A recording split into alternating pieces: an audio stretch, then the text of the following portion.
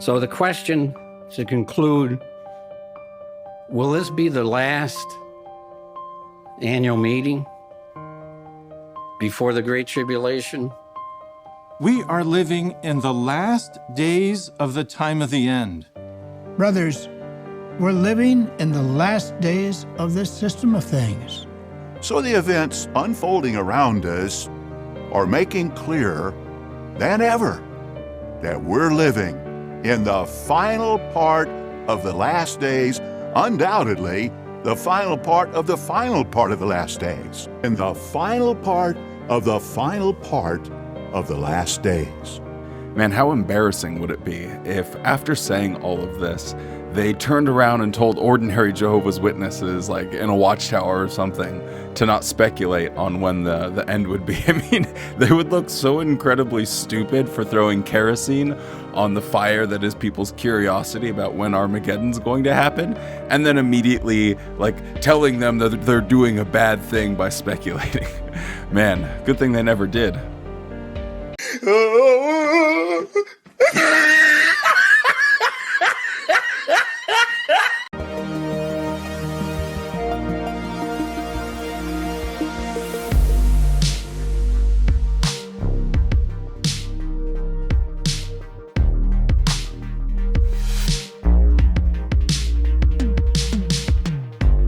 Hello and welcome back to the JW Thoughts channel. My name is Wally, and today we are going to be looking at a new Watchtower. It's actually the latest one they released on jw.org, and it has some pretty funny and interesting things in it, so I thought we would talk about it here on the 10 Days of JW Thoughts Christmas. Don't forget to drop a like on this video and subscribe to the channel, and let's do this thing. So we are talking about the February 2023 Watchtower, and we are looking at study article 8 on the topic, Keep Your Senses, Be Watchful. So they're talking or giving a few quotes from Jesus about some of the signs of the end and how we need to stay on alert.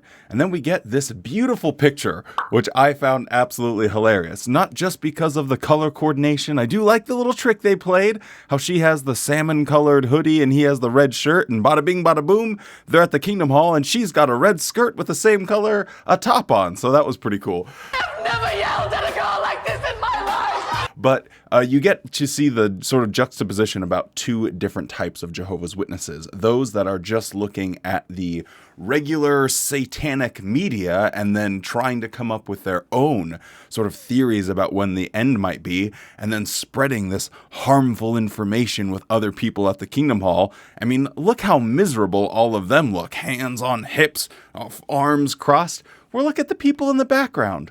They're so happy, they're smiling, they're shaking hands, they're giving each other a hug. It looks like a real good time. So which couple do you want to be?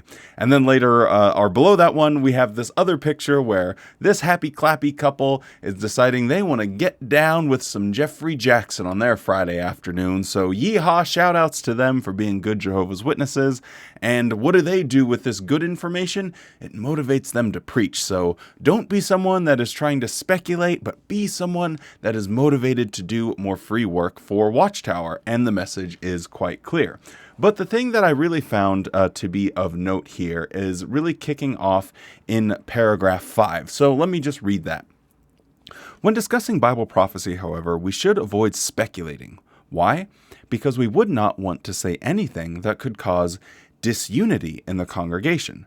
For instance, we may hear world leaders talk about how they can solve a particular conflict and bring peace and security. Instead of speculating that such a statement fulfills the prophecy at 1 Thessalonians 5:3, we need to keep up to date with the latest published information.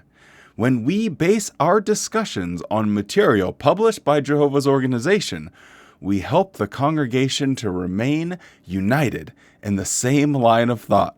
Now, for those that think I might get a little bit sensationalist when it comes to this channel, I have to say, united in the same line of thought. Only base your discussions on our publications. Some pretty culty expressions, if I do say so myself.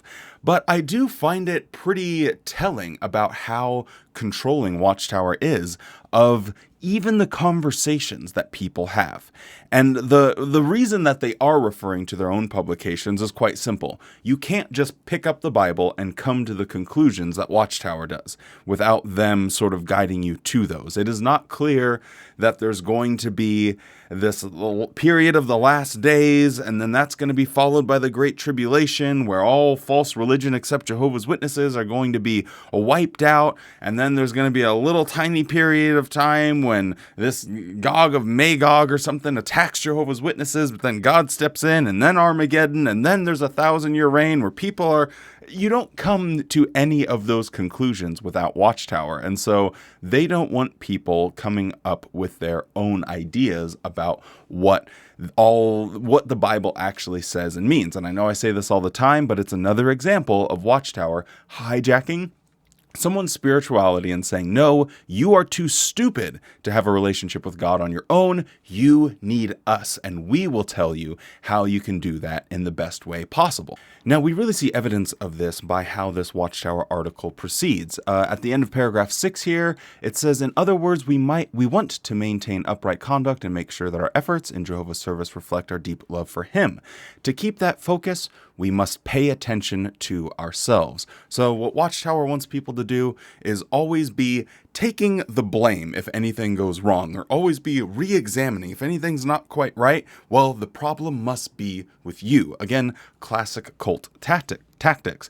And as the article goes, they talk about how your spirituality is always threatened and how you need to continue meditating on the Bible, but some things aren't in the Bible, so you need to perceive what Jehovah thinks about things. Well, how do you perceive what Jehovah thinks? Study the Watchtower articles, and they help you. So they're always sliding their own doctrine right in between you and God to make sure that they are the ones telling you what God wants specifically.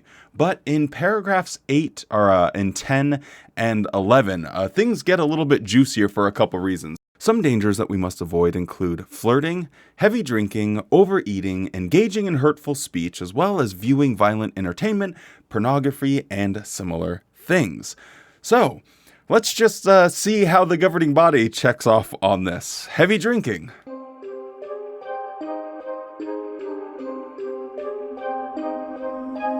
Give me a drink. Give me a drink. Give me a drink. Give me a drink. Give me a drink. Give me a drink. Give me a drink. I need it. Real simple. Give me a drink. Okay. Overeating. My fellow Americans, I think we all know where this is going, so let's just skip to the end. Okay. Engaging in hurtful speech. Homosexuals flaunt their conduct, that homosexual acts are unrighteous. God specifically warned the Israelites against this and other forms of immorality. Leviticus chapter 18 and verse 22 says that homosexual acts are detestable. Does Jehovah still find it so offensive? Hate speech. Oh boy. Viewing violent entertainment.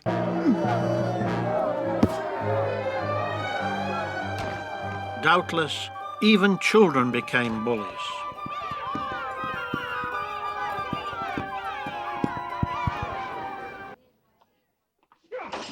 Violence was everywhere.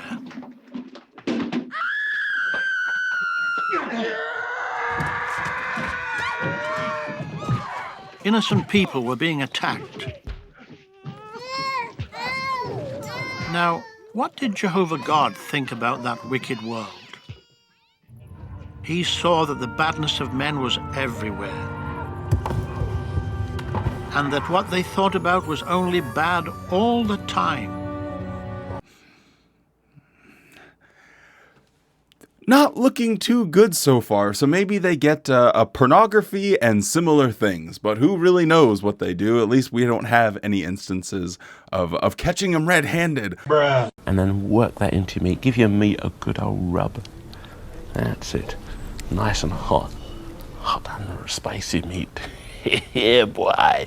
That's it. Catching them red-handed when it comes to that, but it's so incredible how Watchtower can do, or the leaders of Watchtower can do one thing and say something completely different. And it's, to me, it's like spitting right in the face of Jehovah's Witnesses and be like, yeah, go ahead, say something about it. Call us out. Yeah, we can do whatever we want, but we can say whatever we want. There's nothing you could do about it. It's absolutely wild to me, and I don't know why they put things like this in Watchtowers. And then it goes and talks about how Satan is always around the corner trying to be a little farmer, planting little seeds of doubt or little inclinations into your mind and heart and how you need to avoid those. And then they give a situation here in paragraph 11, which is hilarious. One subtle danger is bad association. Consider this scenario.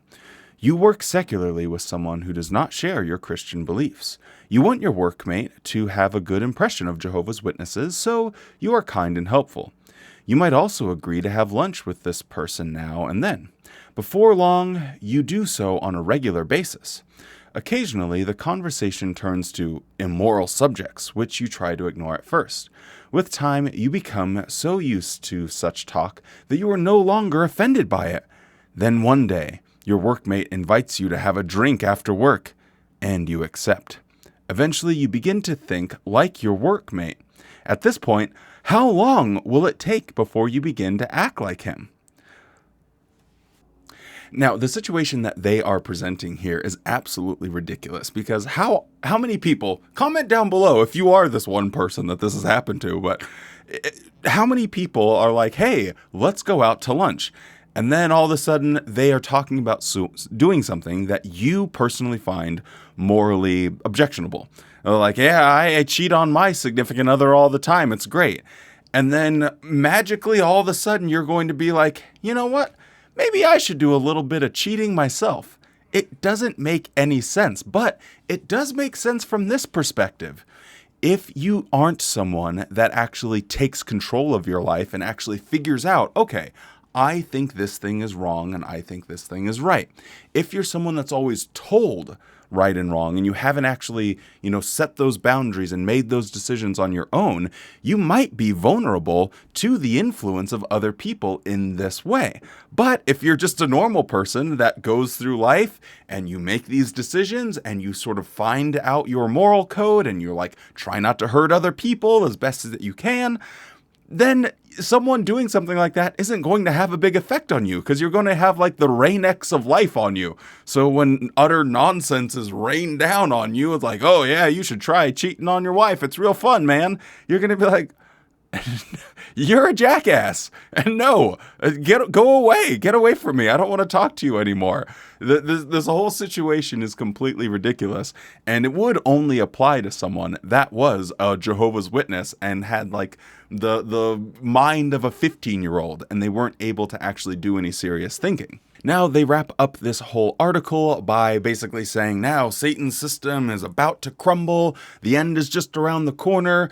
Jehovah's never been late, so keep on the watch. Which is hilarious because they start off the article by saying, don't keep on the watch. Wait till we tell you when significant events are happening around the world, and you can take that as solid information, but don't speculate on your own.